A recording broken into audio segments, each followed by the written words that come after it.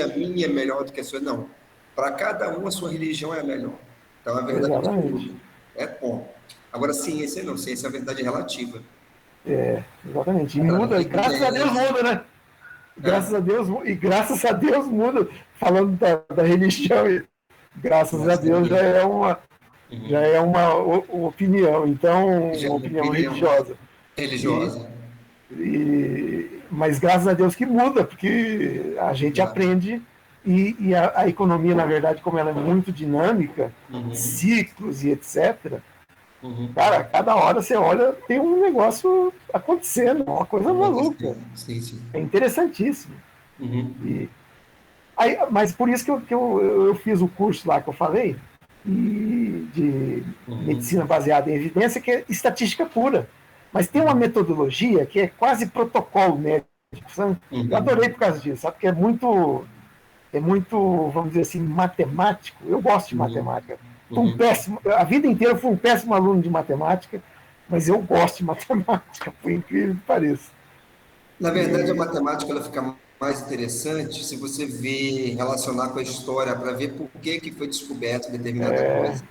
não, Aí ela fica mais interessante, ou com uma aplicação prática, é entendeu? isso, exatamente. E é essa a diferença da Por exemplo, a gente economia. estuda matrizes, inversão de matriz, mas econometrias são matrizes, é inversão de matriz. Então, e ela aplicada na ciência econômica, Uhum. em administração até, com estatística e tal, é uma coisa Uhum. interessantíssima, a gente não se Sim, apercebe. sim. E você vai só se aperceber na hora que você tiver mais idade, na hora que você estiver Sim. dentro do mercado de trabalho, Maturidade. maturidade, entendeu? Aí você percebe que tem as ligações, vamos dizer assim, tanto de um lado do produtor quanto do consumidor, por exemplo, ou Claro, do lado claro. do formulador, do policymaker, né? Formulador da política Uhum. econômica.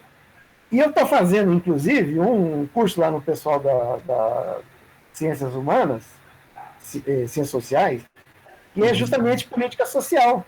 Eu estou fazendo um curso lá, sabe? Uhum. Na verdade, Uma dois. disciplina, né? Uma Hã? disciplina, né? Uma Então, é uma disciplina. disciplina optativa deles lá que encaixa Uhum. perfeitamente na economia, que Sim. políticas sociais, e aí quem vai entrar em governo, por exemplo, quem vai ser. Tem que fazer, não tem como fugir, o Vlad. Uhum. Professor Certo. Vlad, desculpe. Professor Vlad. Professor Vlad. Vladimir. Professor Vladimir. Não tem Senhor como fugir. Orlando. E senhor Orlando. Senhor Orlando. Não tem como fugir. Você tem que fazer políticas sociais, Uhum. você entender o lado real da população, Uhum. e você tem que fazer Ó, pessoal, a gente também. está conversando aqui um pouco, desculpa te cortar, Orlando, porque eu estou esperando o pessoal entrar, que o Orlando me relatou um problema que está tendo um delay entre as pessoas que estão entrando no curso. Eu não sabia desse delay, tá? Tá bom? Fala, continua, Orlando, por favor. Então, e o outro é sociologia do trabalho, que tem a ver com a tua disciplina de, Do de trabalho. economia do trabalho.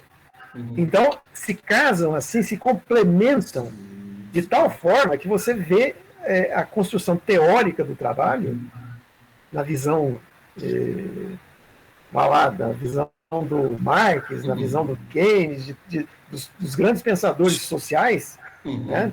da sociologia, na verdade, e se encaixando com essa mudança que está acontecendo.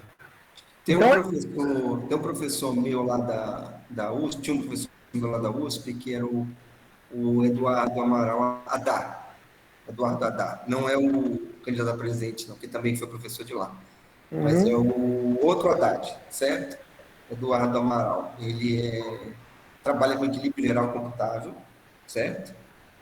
E trabalha com equilíbrio geral computável, certo? Modelos aplicados de equilíbrio geral. Ele, quando foi para os Estados Unidos, fez o doutorado dele direto, né, graduação para doutorado na Universidade de Illinois, ele assistiu disciplina de geografia, por exemplo. exatamente isso, é uma coisa. Entendeu? Não, mas Entendeu? é fantástico. Assim, para ver a outra visão de quando a gente Isso. trabalha com economia regional, para ter uma outra visão Isso Para mesmo. dizer assim, ó, mas você não sabe disso. Não, eu sei sim, eu estudei isso aqui, isso aqui. É, exatamente isso. Justamente para ele ter um contra-argumento do que está se discutindo do outro lado, entendeu?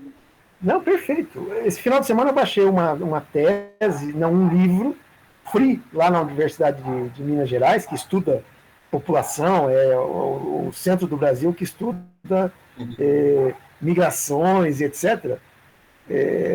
O centro de excelência, vamos dizer, hoje nas universidades federais, é o Te coloco FMG. mais assim, vendo para a nossa área de economia, o melhor heterodoxo é aquele que sabe mais, é aquele que mais sabe ortodoxia. Pois é. Se um cara quer ser um cara heterodoxo, top de linha, assim, ao ponto de ter reconhecimento internacional, ele tem que saber muito ortodoxia. Exatamente isso. Para não falar que você está criticando por criticar, entendeu? Como posição política, né? Exato. Na verdade, você tem que ter o outro lado. Tanto que às vezes Isso. eu fico louco quando eu Tanto ouço. do lado quanto do outro, tá? Assim Exatamente. também como o ortodoxo também ele precisa do heterodoxo para ver o que ele está falhando. E explica uma coisa que eu fiquei danado da vida com o Celso Furtado, que quando ele estava no governo lá do planejamento.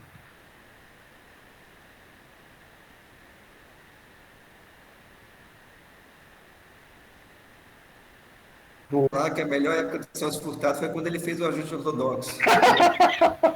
Vai ficar bravo.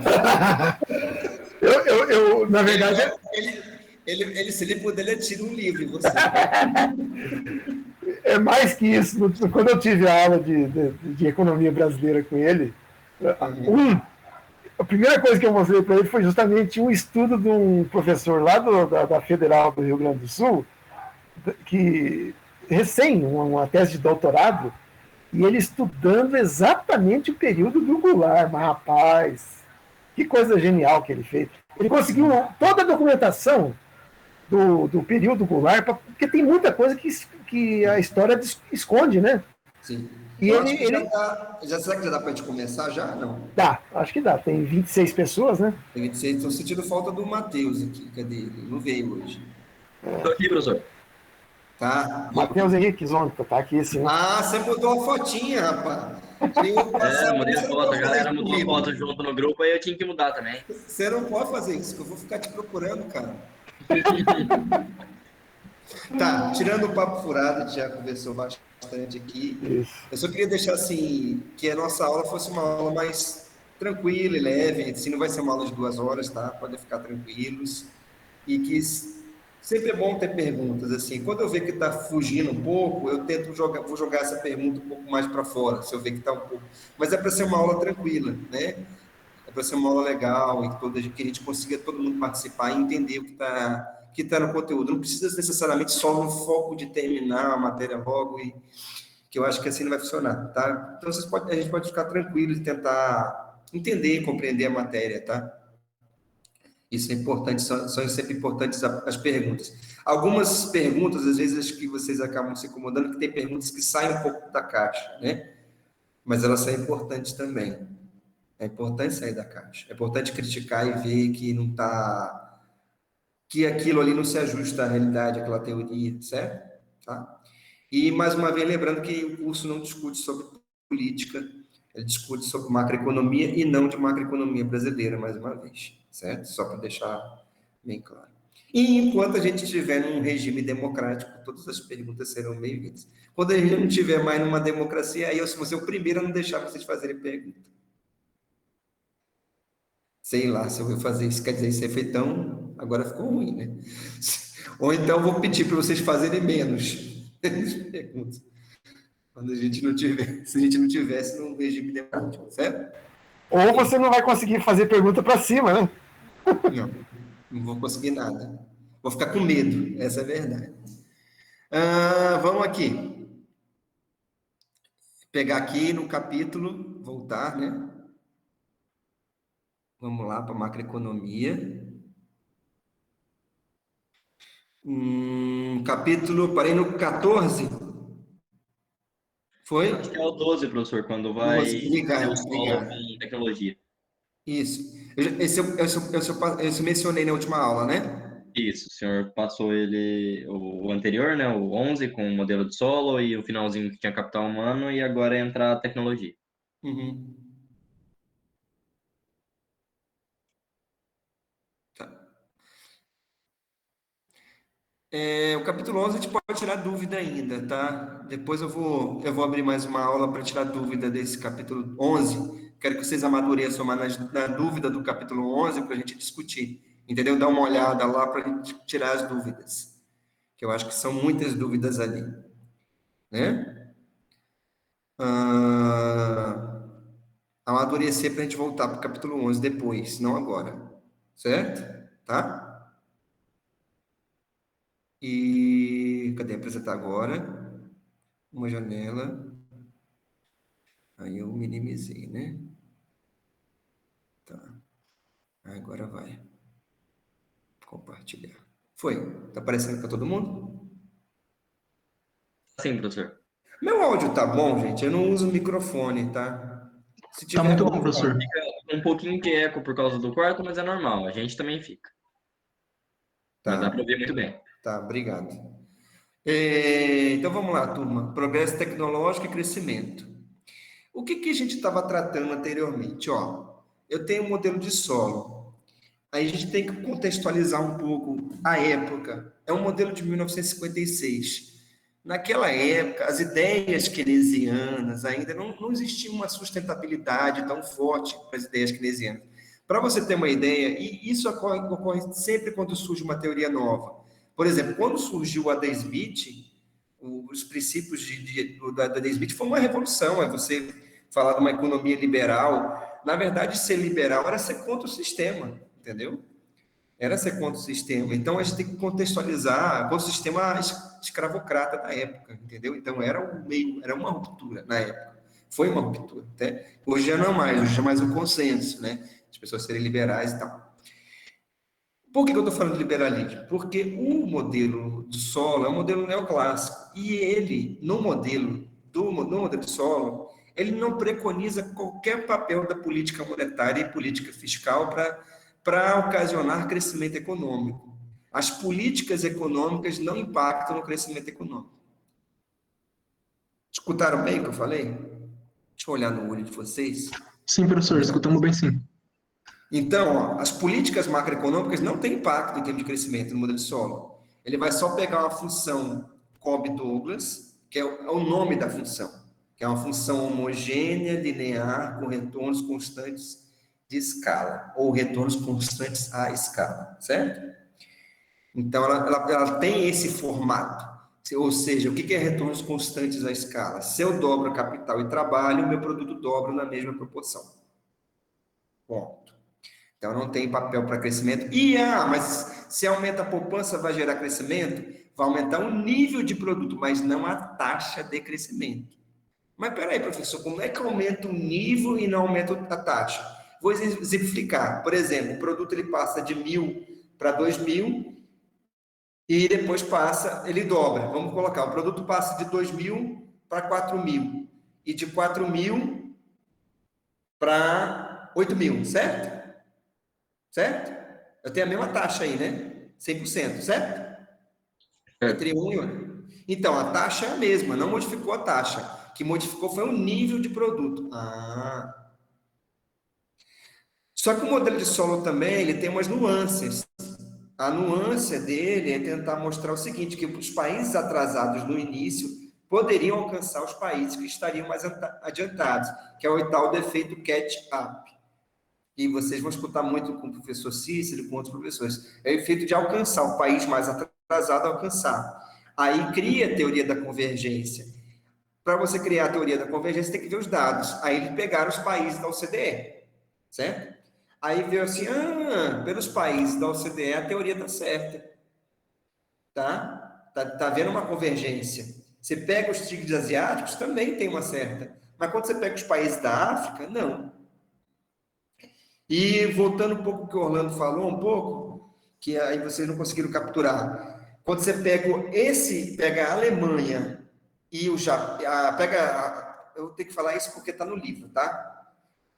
Quando você pega, por exemplo, a China, o modelo de solo não explica o crescimento da China, certo? Não se ajusta muito bem. Ele se ajusta muito ao Japão e à Alemanha no pós-guerra, mas a China não. Quem fala isso é no livro do Jones, de Introdução à Teoria do Crescimento Econômico, livro neoclássico, tá? Só para deixar mais tudo muito no o construto da teoria macroeconômica nas ideias tradicionais, nos livros tradicionais dos autores tradicionais ortodoxos.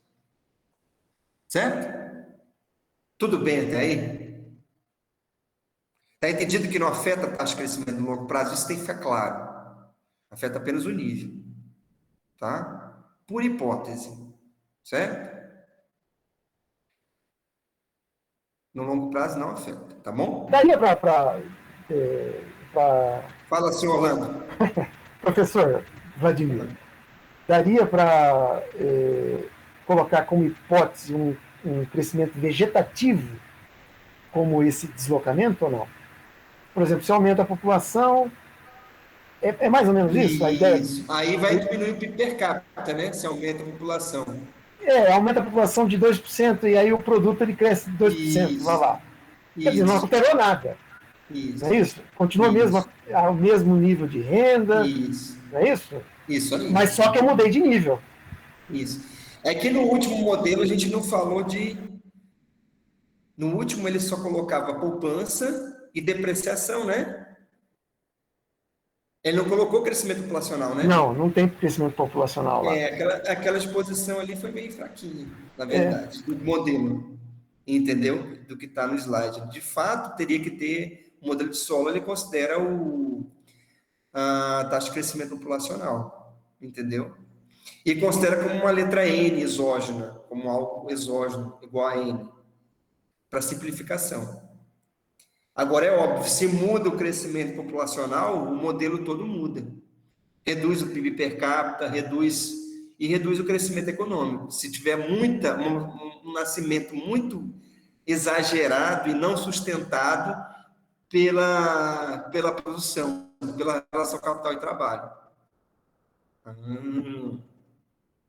Certo? Tá bom?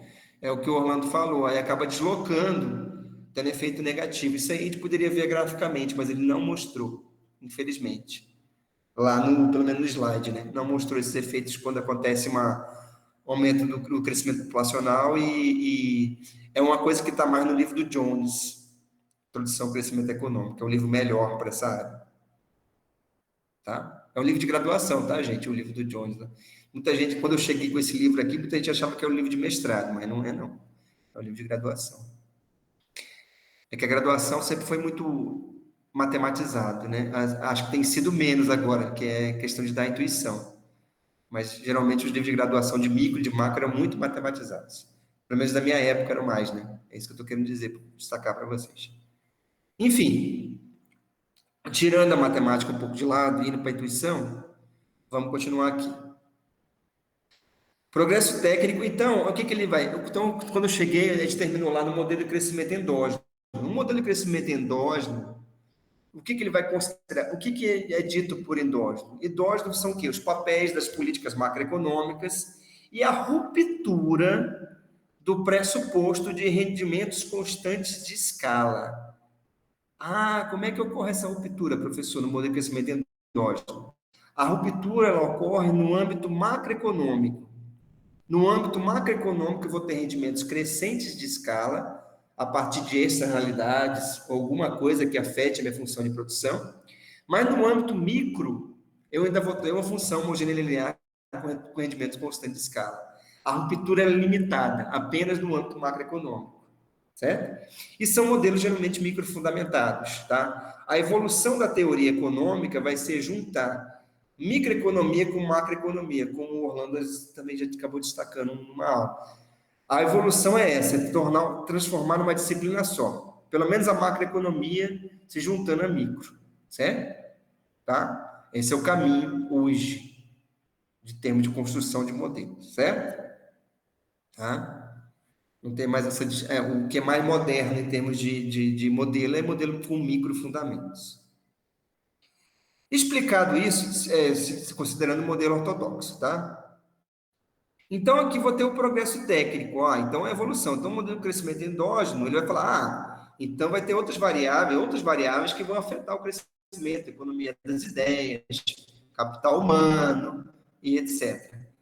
Capital humano, inclusive, deu o prêmio Nobel para o Lucas, né? A teoria do capital humano. E para a gente era bem recente isso daí, porque era da década de 90, final da década de 80 e década de 90. Para quem estava fazendo graduação na década de 90, era algo bem recente. Por isso que eram novas teorias do crescimento econômico, porque é bem recente, certo? Era bem novo para a gente. Para você, já, década de 90 já está um pouquinho ultrapassada. Vocês são da geração mais 2000, né? Da geração 2000, então meio que ultrapassou meio que não tem uma referência da década de 90, né? E do que ocorria na época, o contexto histórico. Então, aí a questão do progresso tecnológico e da taxa de crescimento. Aí vai destacar que o progresso tecnológico tem várias dimensões e pode significar quantidades maiores de produto, produtos melhores, produtos novos e uma maior variedade de produtos. O progresso tecnológico leva a aumentos no produto por um dado montante de capital e de trabalho. Então, aqui vai começar a destacar o progresso tecnológico. Vamos ver onde é que ele quer chegar colocando progresso tecnológico. Se ele vai botar progresso tecnológico no modelo de solo, ou se ele vai botar, ou vai considerar, vai pegar o gancho da teoria do crescimento endógeno. Aqui está aparecendo, até agora aqui, ele está pegando a mesma função de produção do modelo de solo, certo? Só que ele vai colocar aqui a questão do progresso tecnológico, certo? Então, progresso tecnológico e função de produção. Vamos representar o estado da tecnologia por A e reescrever a função de produção como uma função do estoque de capital, do trabalho e da tecnologia. Como é que se dá essa tecnologia? Maná do céu. Ela incorpora nas máquinas e incorpora nas pessoas. É essa a explicação. Está muito simples, professor. Mas é isso. Ela incorpora. Por isso que fala que ela é exógena, você não modela. Quando você fala que alguma coisa é exógena, você não está criando um modelo sobre ela. Exógeno, está fora do modelo. Tá.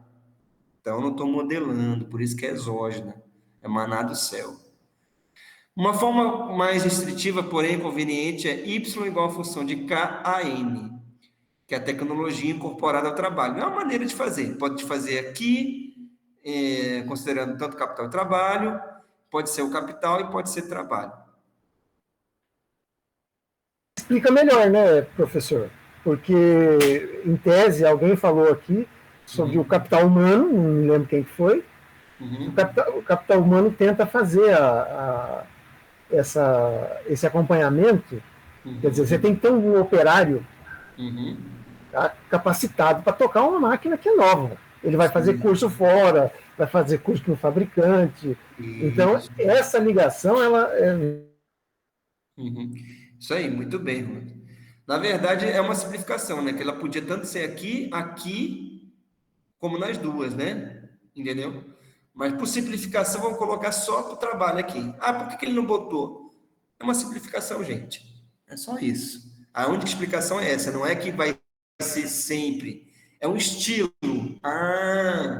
É um estilo de apresentar. É um estilo, professor? É isso, é um estilo.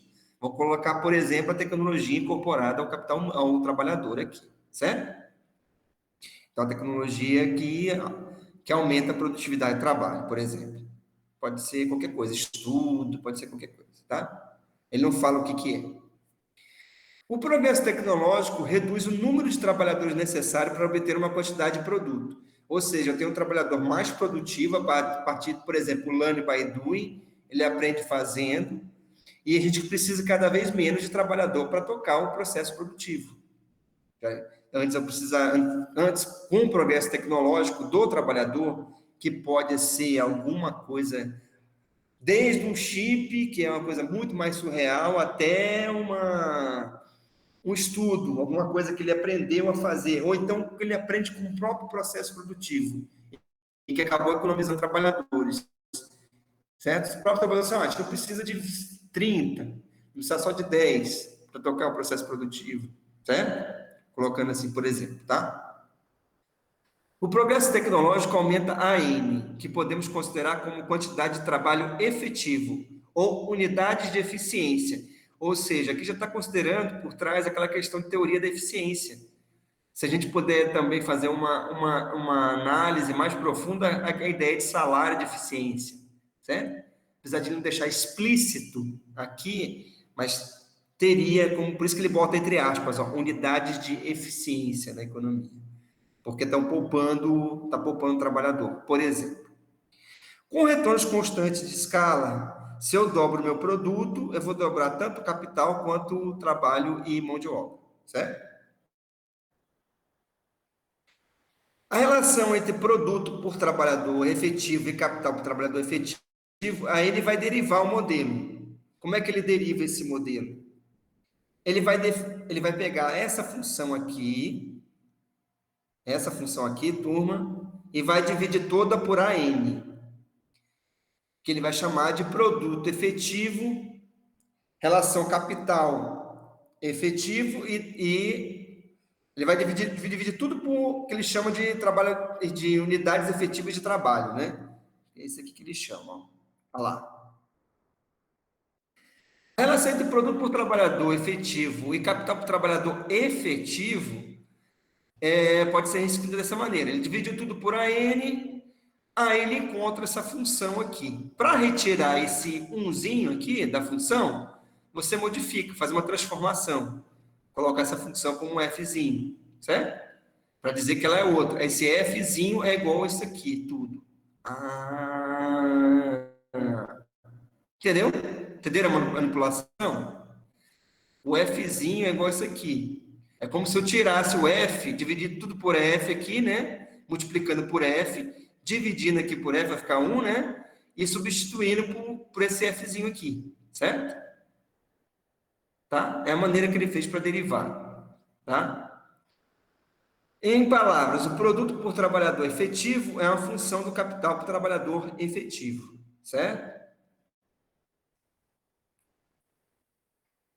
Então, tem aqui o gráfico, ó, produto por trabalhador efetivo versus capital por trabalhador efetivo.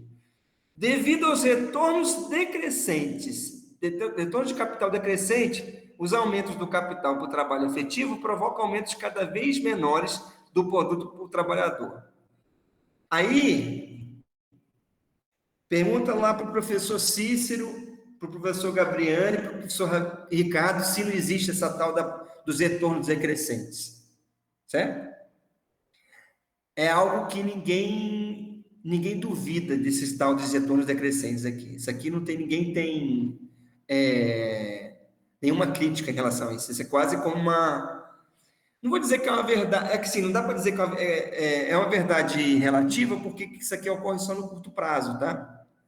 Mas a gente pode apresentar isso aqui, a gente apresenta isso aqui no curto prazo, tem retornos decrescentes, certo? Do capital, tá? Todo mundo tem a produtividade marginal decrescente. Ninguém consegue trabalhar indefinitivamente e ter uma alta produtividade definida. Só se for uma máquina, o cara ele é um outlier, mas se for um sujeito normal, ele vai cansar um período e vai começar a produzir menos, certo? Tem um limite, todo mundo tem seu limite. E é isso que está querendo dizer aqui, certo? É isso que quer dizer, é isso que está por trás, certo? Ó, devido aos retornos de capital decrescente, os aumentos de capital por trabalhador efetivo provocam aumentos cada vez menores do produto por trabalhador efetivo. Ou seja, a primeira derivada é positiva e a segunda é negativa, que vocês aprendem em microeconomia. Ele cresce, mas cresce a taxas decrescentes, como o Orlando falou na última aula. O senhor Orlando falou na última aula. Certo? Então, a dinâmica de produto de capital por trabalhador vai envolver o seguinte: eu vou ter uma relação, uma economia fechada sem governo, em que a poupança vai ser igual ao investimento, e o Szinho, que é a participação, né, da poupança, do investimento no produto, né? Se eu tenho uma economia fechada sem governo, então, se eu sei que I é igual a poupança, que é igual a Szinho de I, eu vou fazer uma manipulação. Vou dividir tudo por trabalhador efetivo. Ó. Foi o que ele fez aqui. Dividindo tudo por trabalhador efetivo, eu vou ter a seguinte dinâmica. Ó, eu tenho uma relação entre investimento por trabalhador e capital por trabalhador. Tenho aqui, ó, produto por unidade efetiva de trabalho e capital por unidade efetiva de trabalho. E eu tenho investimento por unidade efetiva de trabalho e capital por unidade efetiva de trabalho. Então, eu vou partir de uma dinâmica que eu vou ter que relacionar essas taxas de crescimento. Qual vai ser a dinâmica? Né? A relação entre a depreciação por trabalhador, de modo equivalente, o investimento por trabalhador, necessário para manter um nível constante de capital por trabalhador e capital por trabalhador. Entenderam isso aqui? Bárbara, entendeu isso aqui? Sim, professor. Entendi, sim. Eu estou acompanhando no livro aqui. Ótimo. O que você entende por isso aqui? É que eu estava em outra página, professor, desculpa. Eu estava anotando o gráfico que você acabou de mostrar para nós.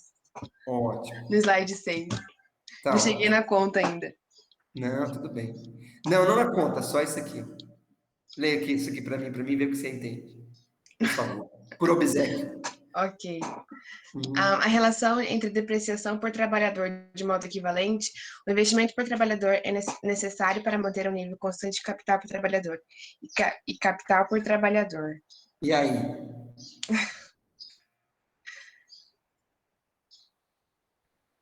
Ou seja, eu tenho que ter, ó, é uma relação entre o investimento por trabalhador e a depreciação por trabalhador. Então, eu vou ter que ter um crescimento, né? Aqui, ó. Vou ter que ter um investimento por trabalhador que vai ser necessário para manter um nível constante de capital por trabalhador. Certo? Eu vou ter que investir, aumentar isso daqui até o ponto em que ele vai se igualar no que ele chama aqui de depreciação por trabalhador. É isso que ele quer dizer. Eu vou aumentar a minha unidade de capital efetivo, vai aumentar enquanto que o investimento por trabalhador for maior do que a depreciação por trabalhador. Aí eu vou aumentar meu capital efetivo para o trabalhador, até que eu chegue no nível para manter essa relação capital-trabalhador constante, certo? Tudo bem? Certo, Bárbara? Mais ou menos, professor.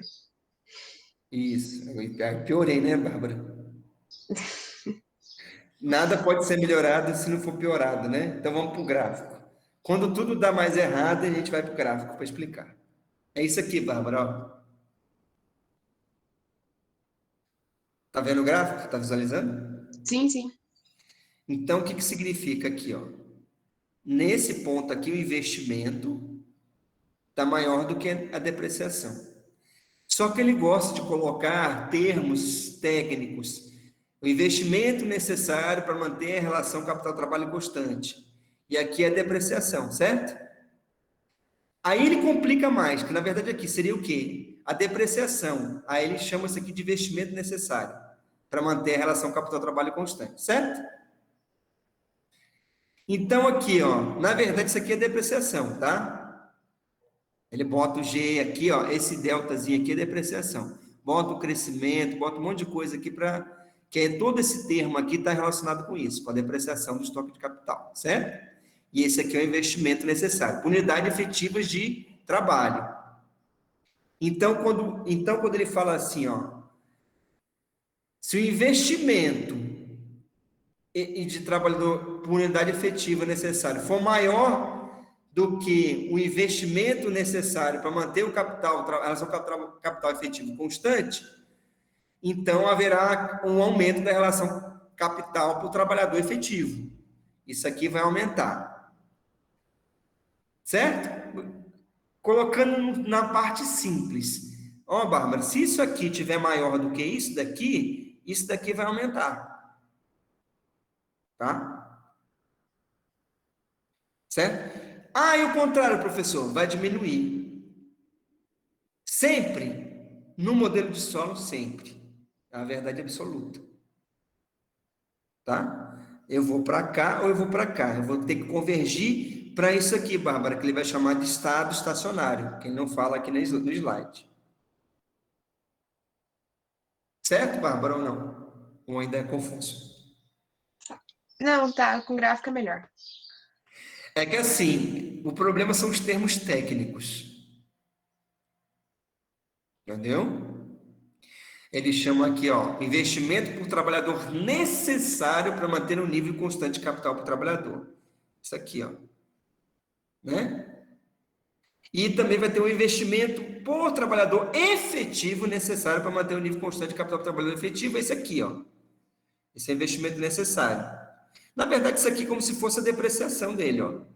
Ele só chamou de investimento necessário para manter a relação capital-trabalho constante. Certo? Tá? E o outro ele vai chamar de investimento. Certo? Tem o investimento e o investimento necessário para manter a relação capital efetivo constante, ou seja, capital dividido por tecnologia e trabalho. Certo, Bárbara? Certo, professor. É Com que gráfico é melhor. são muitas nomenclaturas e muitos termos técnicos, tá? Tá. E a apresentação dele está muito seca aqui, certo?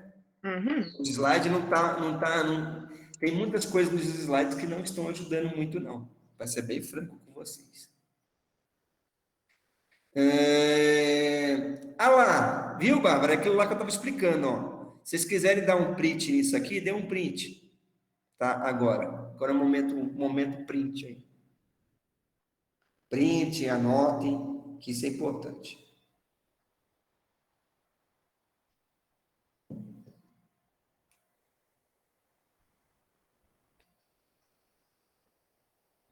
Matheus, alguma pergunta, Matheus? Matheus ontem.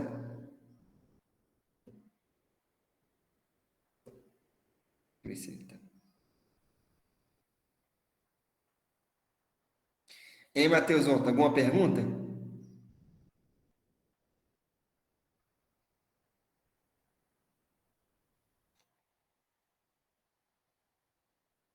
Se ele tá aí. Orlando, alguma pergunta, Orlando?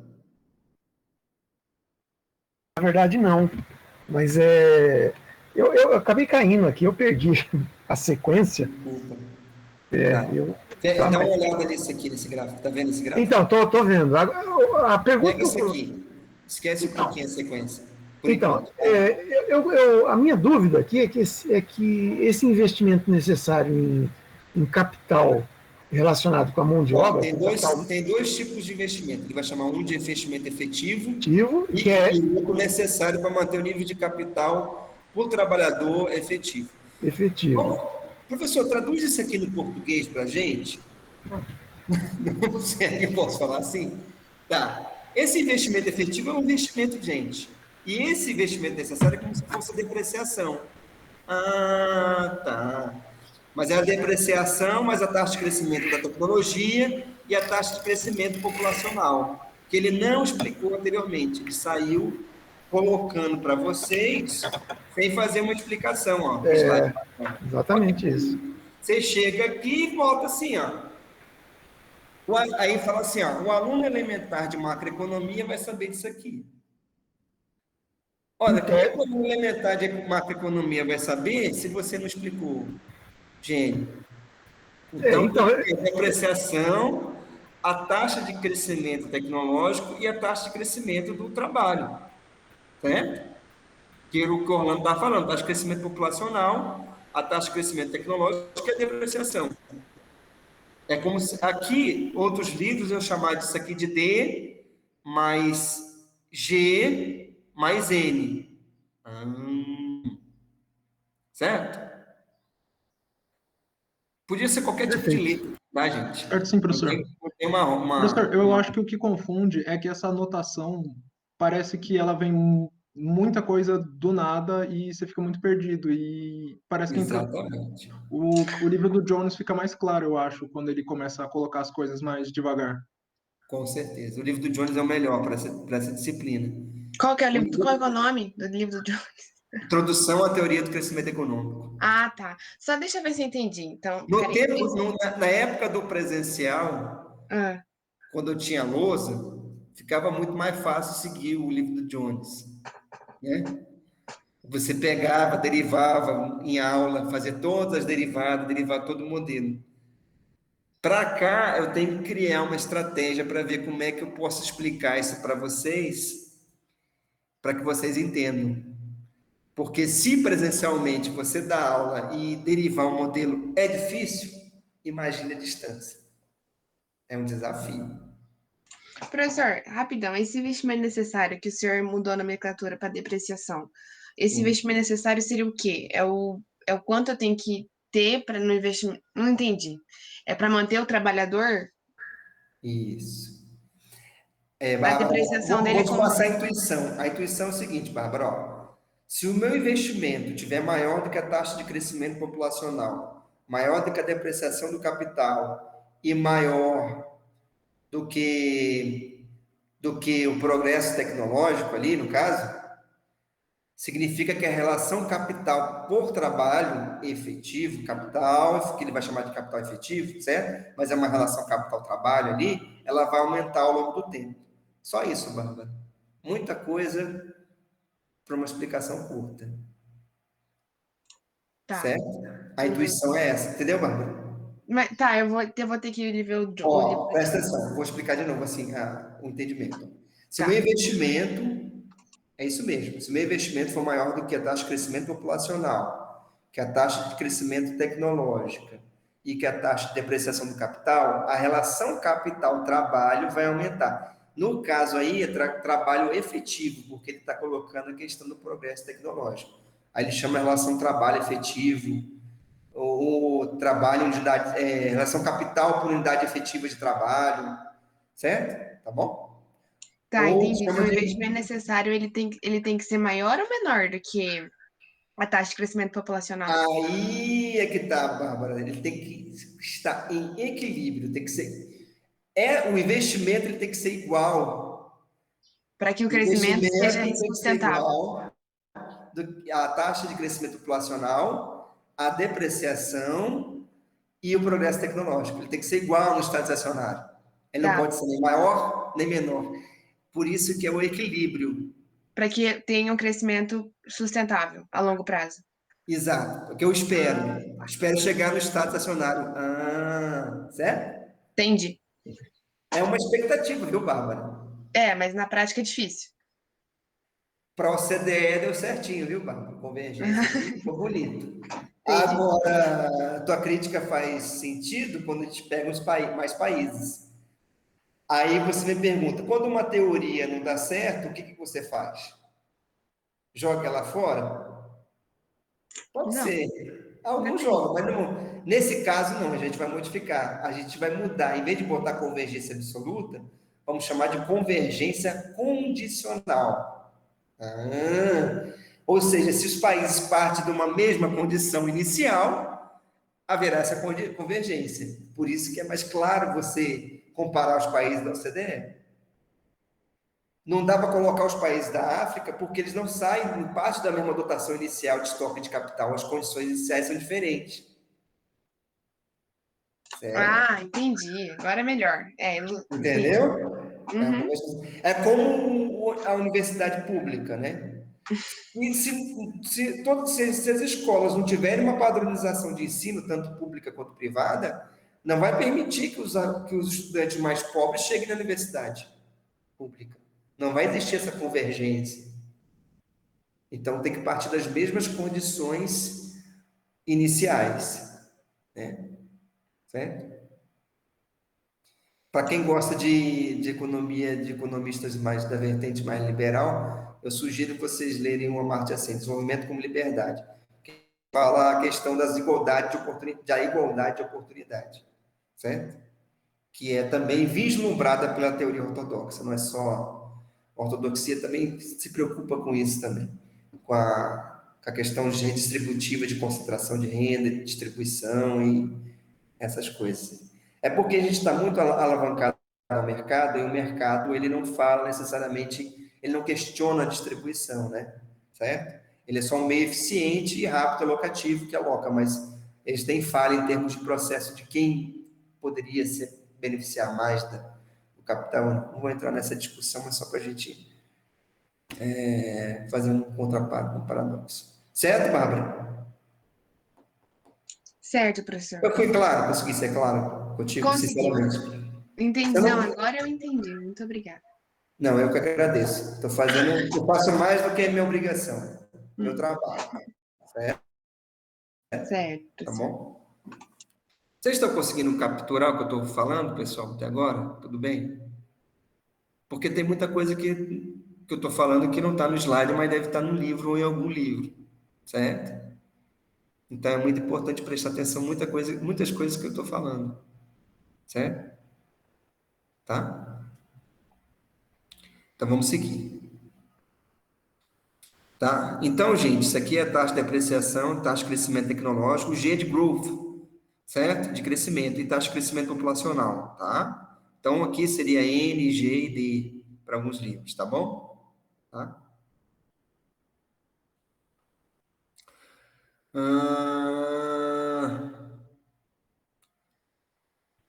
Aí a dinâmica, né?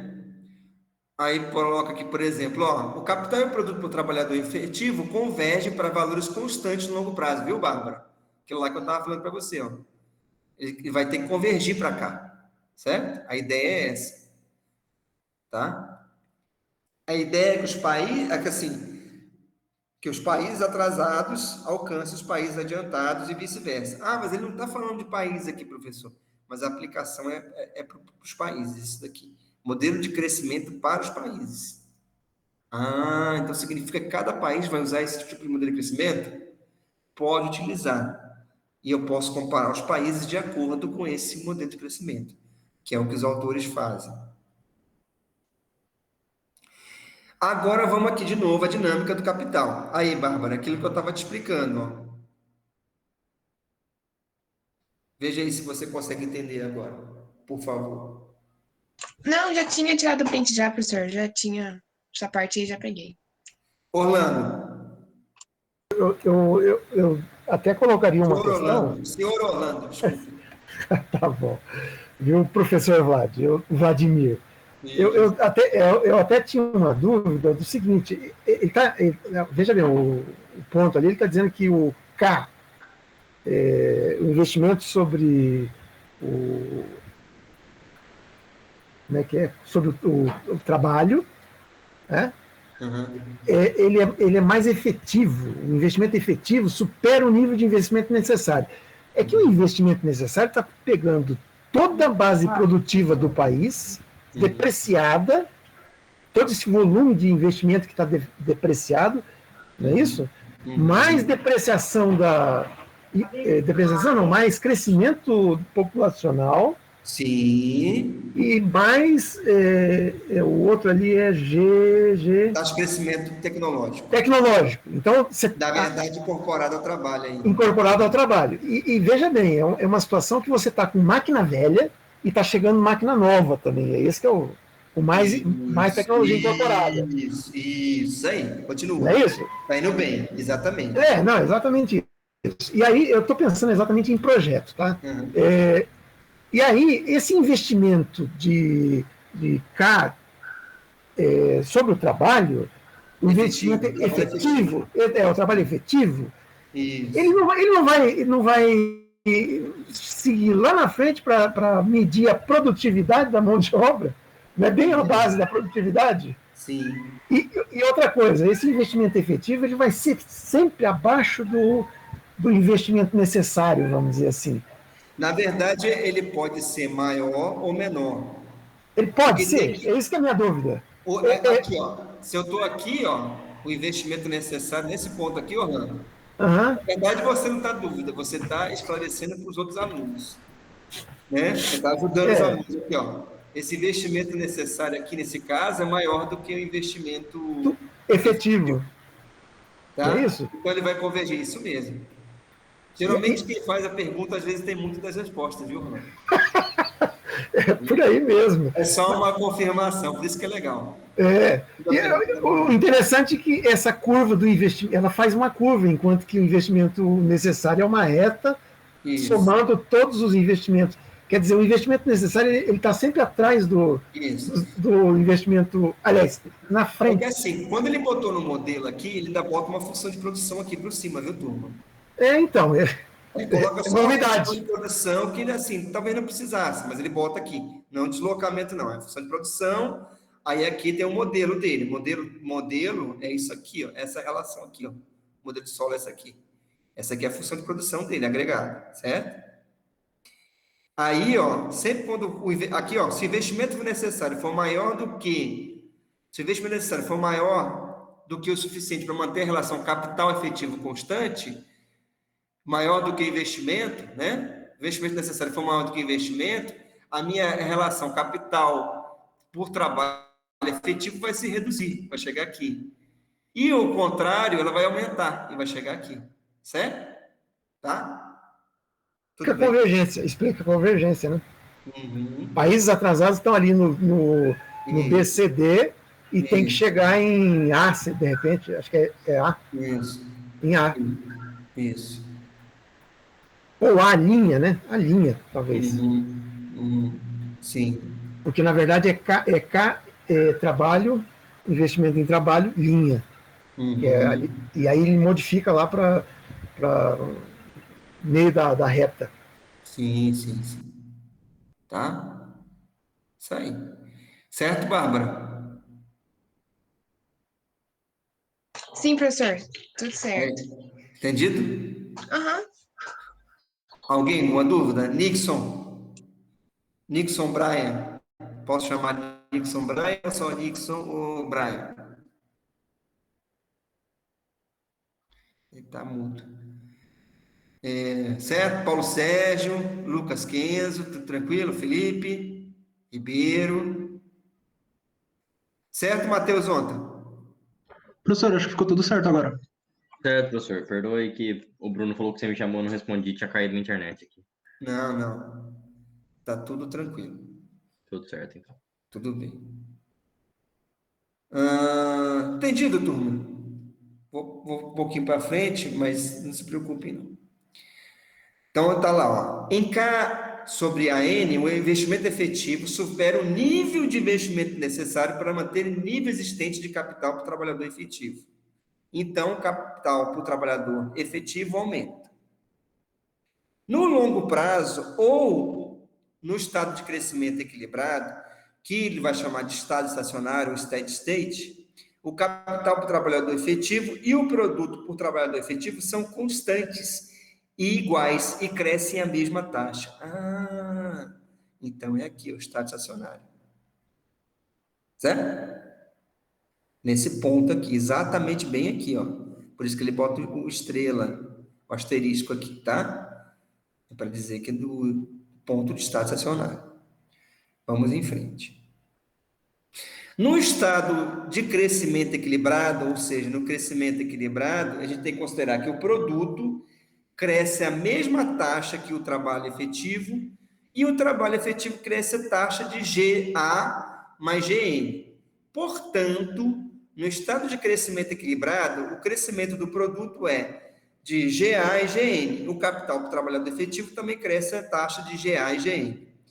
A taxa de crescimento do produto independe da taxa de poupança.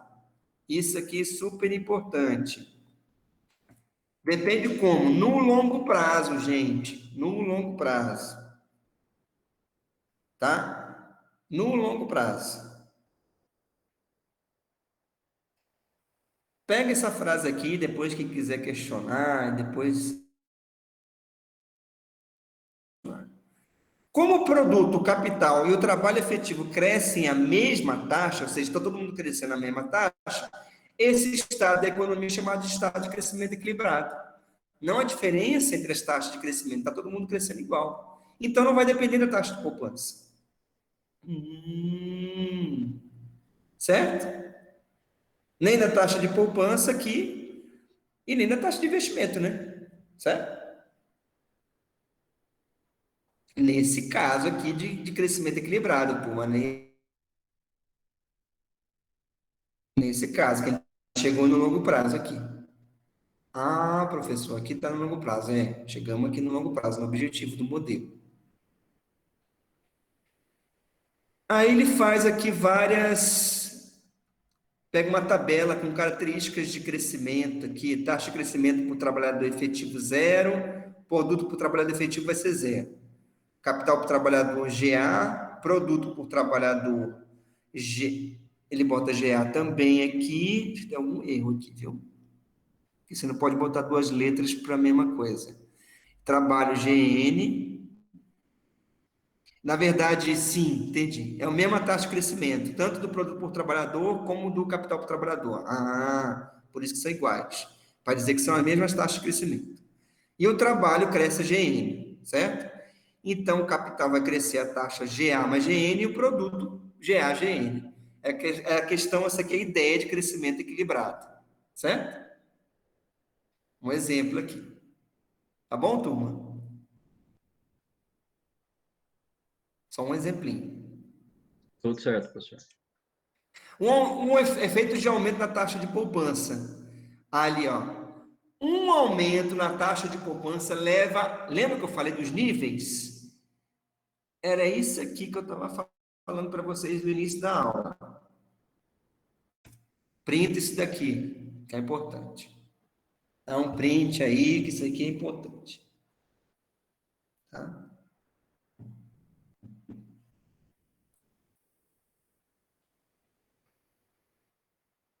Tudo bem até agora?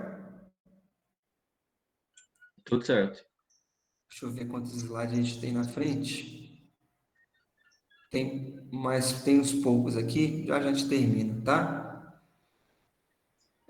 Vou só explicar aqui. Um aumento na taxa de poupança leva a um aumento nos níveis de produto de capital por trabalhador no estado de crescimento equilibrado, mas não altera a taxa de crescimento, certo? No longo prazo. Não vai afetar a taxa de crescimento. Aumenta o nível, mas não a taxa. Efeitos de aumento de poupança. 2.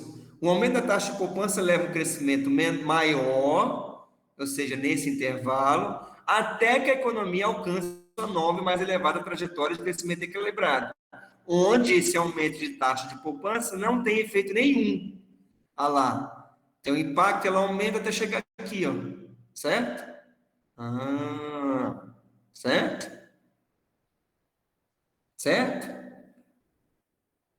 Certo, professor. Tudo beleza, professor? Diga. Não, tá tudo beleza. Você quer dar um print nisso daí? Se quiserem, é uma boa. Tá? Foi.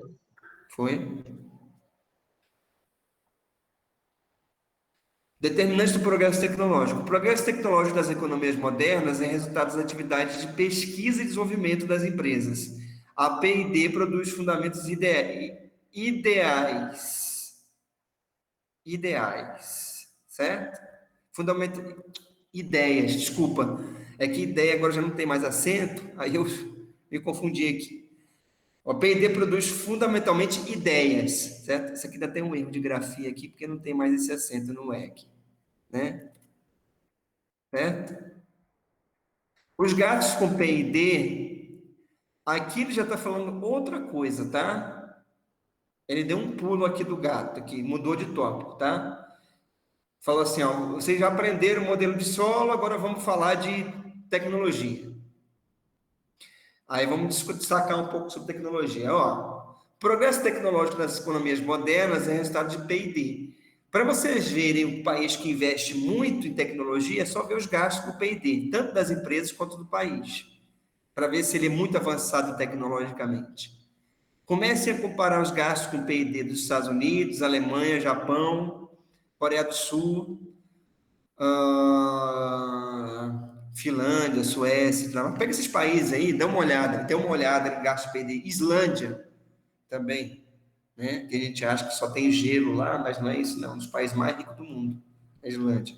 Tem um dos maiores PIBs per capita do mundo, certo? Dá uma olhada nisso daí, né? como é que ocorre, Luxemburgo, se é que tem gastos com pesquisa e desenvolvimento lá também. Dê uma olhada nesses dados aí, certo? Aí ele cria a teoria do P&D, que a P&D vai depender da fertilidade do processo de pesquisa ou de como os gastos com P&D se traduzem em novas ideias e novos produtos. É a tal da economia das ideias. Da apropriabilidade dos resultados da pesquisa ou extensão em que as empresas se beneficiam dos resultados do seu próprio processo de P&D. Por exemplo, Vale do Silício. Por que o Vale do Silício é importante? Porque tem uma fertilidade lá de processo de pesquisa e desenvolvimento e muitas das inovações acabam se espalhando ou proporcionando oportunidade para outros setores e para outras empresas, que é a tal da apropriabilidade dos resultados da pesquisa, certo? Quando você for estudar em cluster, perguntar para os professores de economia industrial, você pergunta lá o que é cluster. Aí ele vai falar a questão do conglomerado, que vai existir empresas que vão cooperar e que vão competir ao mesmo tempo, certo? Existe cooperação e existe competição também entre elas. Isso que produz, isso que fortalece a pesquisa e desenvolvimento, certo? Ou a economia das ideias, ou a produção de novas ideias. Para frente. Os determinantes da fertilidade de pesquisa incluem interação entre pesquisa básica e pesquisa aplicada, desenvolvimento. Alguns países têm mais sucesso na pesquisa básica, outros são mais bem-sucedidos na pesquisa aplicada. Tempo, são necessários muitos anos e com frequência muitas décadas para que todo o potencial das grandes descobertas seja percebido. Por exemplo, na parte de matemática, às vezes uma invenção, um algoritmo, uma construção de alguma coisa, de uma fórmula, às vezes você vai ver a aplicação só lá daqui a 20, 30, 40, 100 anos ou mais, certo? Se a empresa não puderem se apropriar dos lucros do desenvolvimento de novos produtos, elas não investirão em P&D. É a motivação para investir em P&D, ter lucro, né? Os fatores em jogo incluem a própria natureza do processo de pesquisa e se é compensador ser o primeiro a descobrir o produto. E o outro fator seria a proteção legal, seriam as patentes que dão à empresa que descobriu um novo produto de direito de impedir durante algum tempo que outras empresas produzam ou utilizem o novo produto. Professor, Oi. o exemplo... Senhor Orlando, pode falar. O exemplo real é o desenvolvimento das vacinas contra a Covid, né? Sim, sim. Existia por trás uma pesquisa, muitos imunologistas desenvolvendo o trabalho de pesquisa, do jeito que está escrito aqui mesmo. E aí, no momento do desenvolvimento mesmo de uma vacina anti-Covid, os grandes laboratórios puseram dinheiro, governos puseram dinheiro, e aí talvez não explique só a questão do lucro, porque era uma questão de saúde humanitária, talvez, né? E eles disseram que não estão tendo lucro, estão vendendo por preço de custo, uma coisa assim. A gente nunca sabe. Mas a gente nunca sabe porque o que demandou para trás para chegar nisso? Também Quanto que foi investido? Né? Tem isso. Então, realmente é uma caixinha preta esse negócio. Mas é um exemplo, vamos dizer assim, bastante didático. Didático demais. Didático demais, com patente. Agora estamos tentando quebrar a patente para poder aumentar a produção. Então, ele está encaixado perfeitamente em cima desse material. Exatamente. Desse material. Só para eu não vou me alongar muito, procurem saber mais sobre quem foi o Alexander Fleming, né? Salvo me engano, ele inventou a penicilina e disponibilizou para todo mundo, porque o objetivo dele era salvar a humanidade. Não é isso? Eu acho que é isso. Procure ver se foi ele mesmo, se eu não estou falando bobagem. Tá? Faça uma pesquisa sobre o Alexander Fleming, tá? O cientista. Certo? Ver se eu estou falando bobagem ou não. Né? Então, ele fez isso, né? E é um contrassenso do sistema, porque sempre você inventa para lucrar, para ganhar dinheiro em cima, né? Então, é muito bonito quando uma pessoa que tem a oportunidade de ficar mais rica, ela percebe que a vontade dela de fazer com que a sua invenção seja utilizada para salvar as pessoas e não se preocupar com o lucro, né? É quase é uma virtude muito grande. Nem todos são assim, é muito difícil a gente agir assim. Então, assim, todos nós, né? Certo?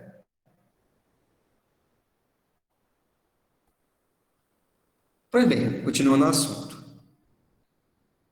Aí a patente, que é a quebra de patente, como o Orlando falou, né? Vamos dar a proteção legal, claro que tem que ter patente, certo? Aí não vou entrar muito no critério se tem que quebrar, se não tem, se tudo, entendeu? Acontece muita quebra de patente em outros países, né? Tem um país muito específico que ele tem muita quebra de patente. Mas é tão lucrativo ir para esse país específico que as empresas acabam indo, mesmo com o risco. É tão lucrativo que o risco de quebra de patente é bem menor do que os lucros que eles conseguem oferir. Bem contrafatual isso aí, né? Não vou falar qual país, porque acho que não pode falar desse país. Enfim. É um país ali que fica ali na Ásia, lá, certo? País lá que fica na Ásia, lá, que tem muita gente tem medo dele, porque ele fica ali na Ásia. Certo? Quer dizer, criar essa ideia do medo, né? Enfim. Não vou entrar nessa discussão. Acumulação de capital versus progresso tecnológico. O crescimento rápido pode vir de duas fontes. Uma taxa maior de progresso tecnológico. Se GA for maior, a taxa de crescimento equilibrado do produto também será maior. Nesse caso, a taxa de crescimento do produto é igual à taxa de progresso tecnológico. O ajuste do capital para o trabalho efetivo para um nível mais elevado, neste caso, a taxa de crescimento do produto supera a taxa de crescimento do progresso tecnológico. Aí ele dá os exemplos só dos países, ó. Pega a França, taxa de crescimento do produto e taxa de crescimento do progresso tecnológico, certo? Tentando comparar, referenciar, fazer uma referência dos países mais ricos, entre 50 e 87, e ver a taxa de crescimento do progresso tecnológico. Ver se tem alguma similaridade. E vocês estão vendo aqui que tem um certo comportamento, ó. Olha lá que legal. Né? Olha que bacana aqui, ó. Né? Ajusta bem direitinho, né? Certo? É claro que não é só isso que explica o crescimento, mas parte do crescimento do produto é explicado pelo crescimento tecnológico, certo? Tá bom? Que legal os dados, ó, quase que se ajustam, né? Tá vendo? Bonito? Muito bonito esse quadro aqui. Aí, isso aqui ele vai falar mais, eu vou voltar isso aqui mais na próxima aula, para a gente não ficar tem que ficar muito denso, né? Eu vou só falar rapidamente, mas a gente vai voltar isso daqui, tá? Então, ele mostra 3 períodos. Período de alto crescimento, devido a rápido progresso tecnológico, de 50 a 73. A partir de 73, a queda da taxa de progresso tecnológico. E a convergência do produto per capita entre os países originou-se do maior progresso tecnológico e não do acúmulo mais rápido de capital em países que estavam mais atrás. Certo? Dá um print nisso daí. Conseguiram printar?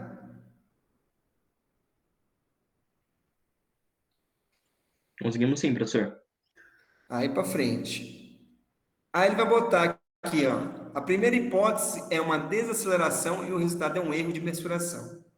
Aí ele bota mais hipótese. Por que houve desaceleração do progresso tecnológico em meados da década de 70? Em muitos setores não é fácil medir a produtividade. Aqui pode estar explicando talvez também a questão do choque do petróleo. Tem muita coisa aqui por trás, certo? Aí ele bota aqui, ó, as contas em renda nacional e produto nacional fazem suposições simples sobre o progresso tecnológico desses setores. O que deveria ser considerado como crescimento e produtividade é considerado como inflação. Aí ó, o efeito do choque do petróleo aqui no meio, né? Não fala explicitamente.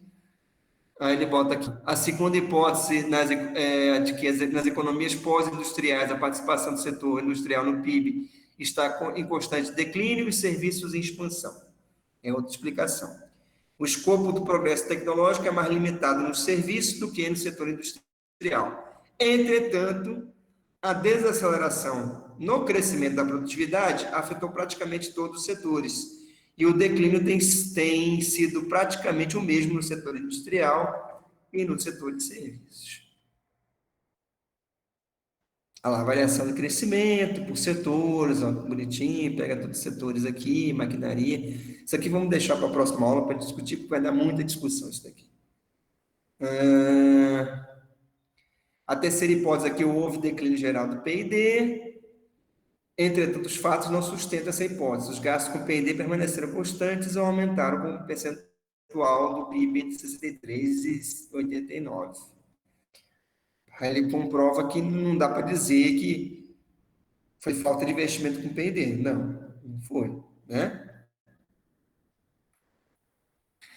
Epílogos. Aí a gente termina aqui. Epílogos. Segredos do crescimento. Diferenças no produto por trabalhador entre países ricos e pobres são atribuídos principalmente a diferenças de nível de tecnologia. Por várias razões, os países pobres não conseguem diminuir essa defasagem, e outras razões incluem direitos de propriedade mal definidos, instabilidade política, escassez de empreendedores e mercados financeiros pouco desenvolvidos. Os países pobres que cresceram rapidamente nos últimos 20 anos experimentaram um acúmulo rápido de capital, tanto físico quanto humano. Alguns desses países basearam-se na importância do comércio exterior, no livre mercado e na intervenção governamental limitada, enquanto outros optaram pela intervenção governamental pela política industrial, uma política destinada a incentivar o crescimento de indústrias específicas. Eu fui um pouquinho rápido, peraí.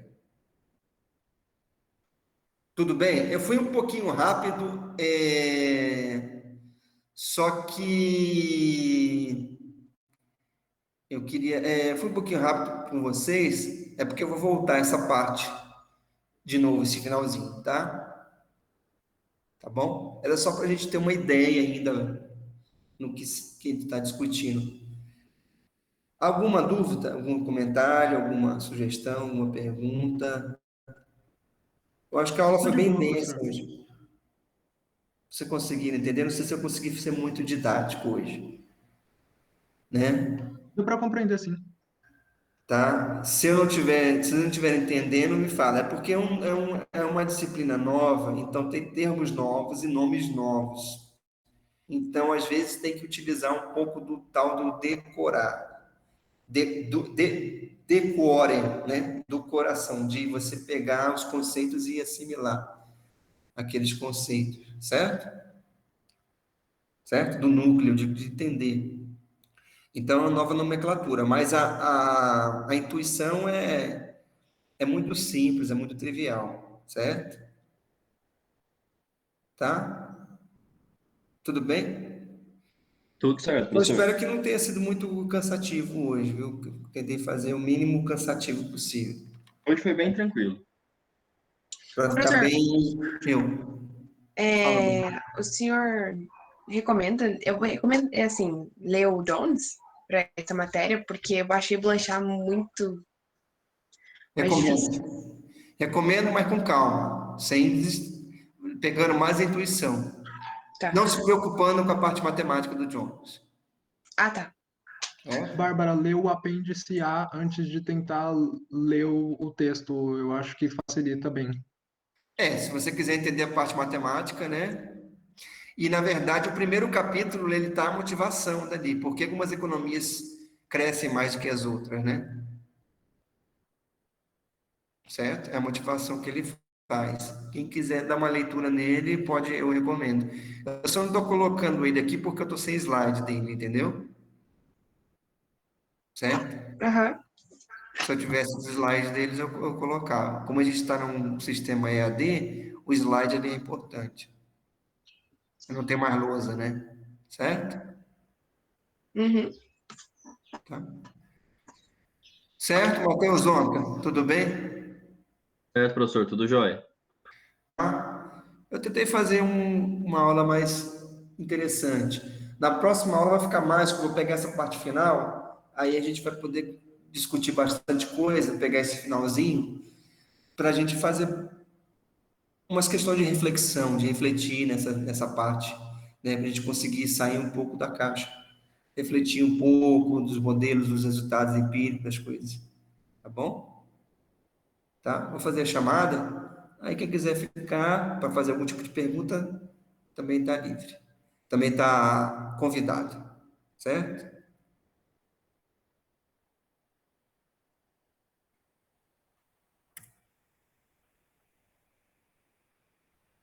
Ixi, ele entra no Ciscalho, entrei no Ava.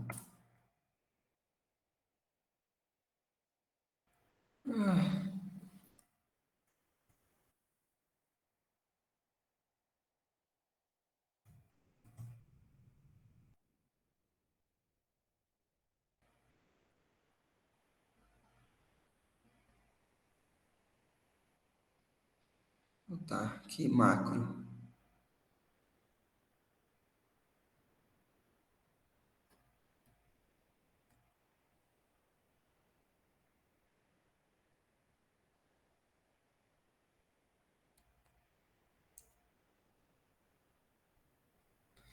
A Cindy não tá aí, Orlando? Me ajuda aqui um pouquinho. Deixa eu ver aqui. Ou o Matheus. O Dino tá. Podia Tá. não tá, professor. Ana Carolina. Presente. Anderson Felipe. Anderson tá presente. Anderson também tá, né? O Ari não falta, né, Ari? Tô aqui. O Arthur Felipe.